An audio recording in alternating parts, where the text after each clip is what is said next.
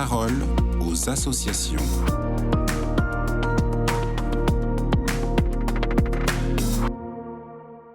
Bonjour à tous, bienvenue dans La Parole aux associations. Aujourd'hui, je suis avec Agathe. Bonjour Agathe. Bonjour Agnès.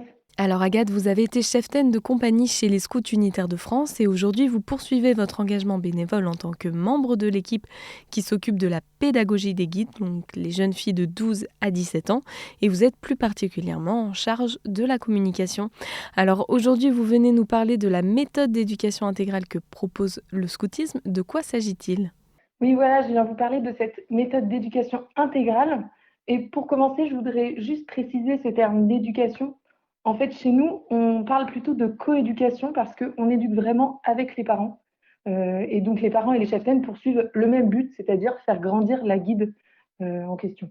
D'accord, mais alors ce mot intégral, qu'est-ce que ça veut dire ? Alors, est-ce que vous connaissez un peu le scoutisme, Agnès ? Un petit peu, oui. Donc, laissez-moi vous poser une question. Quelle différence est-ce que vous voyez entre le scoutisme et l'école ? Parce qu'en soi, l'école, c'est aussi un lieu d'éducation. Alors je dirais que le scoutisme a cette dimension spirituelle que l'école n'a pas. Ok. Et entre le scoutisme et un groupe de caté? Alors je dirais que le scoutisme a cette dimension physique et sportive que n'a pas forcément le caté. Exactement.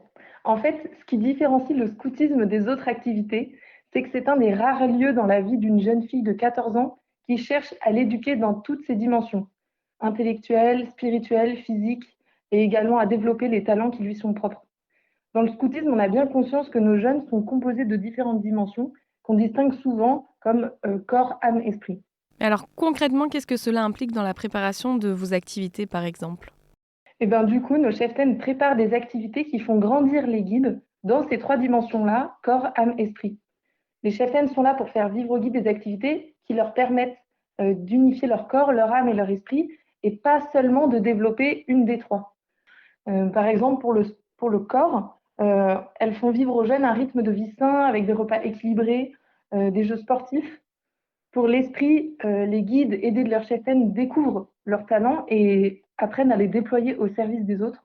Elles font aussi travailler leur méninge en déchiffrant des messages codés, en développant des stratégies de grands jeux ou encore en préparant les plans de leurs installations. Et alors pour l'âme, le côté spirituel, qu'est-ce que vous organisez ? Alors, pour faire grandir les guides dans leur âme, c'est-à-dire dans leur dimension spirituelle, on cherche d'abord à leur faire prendre conscience que Dieu est présent à chaque instant de la journée.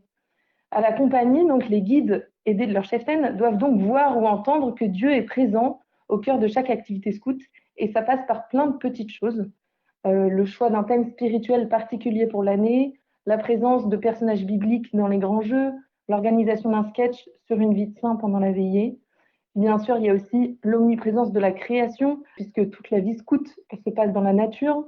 Nos journées sont rythmées par des prières au début, à la fin, ainsi qu'à chaque repas. On vit la joie fraternelle, on va à la messe tous les dimanches, etc. Quelle belle mission pour vos cheftaines.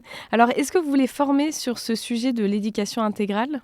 Oui, tout à fait. On les forme pendant des semaines de formation et on insiste souvent sur l'exemplarité, en particulier sur cette question de l'unité corps, âme, esprit. Nos cheftaines, avec un peu plus de recul, elles perçoivent bien ces tensions qui existent en elles-mêmes. Par exemple, elles écoutent la radio tôt le matin. Leur esprit leur dit que c'est très intéressant, mais leur corps leur dit qu'il préférerait dormir. Ça, c'est un bel exemple d'une tension entre ce que voudrait mon corps et ce que voudrait mon esprit. Et donc, à partir de ces tensions-là, on peut tous se questionner un peu plus profondément en se demandant comment est-ce que je cherche à unifier ma vie, quel décalage est-ce que je perçois entre ce que veut mon corps, ce que veut mon âme et ce que veut mon esprit. Et donc, enfin, quel est le centre de ma vie qui décide?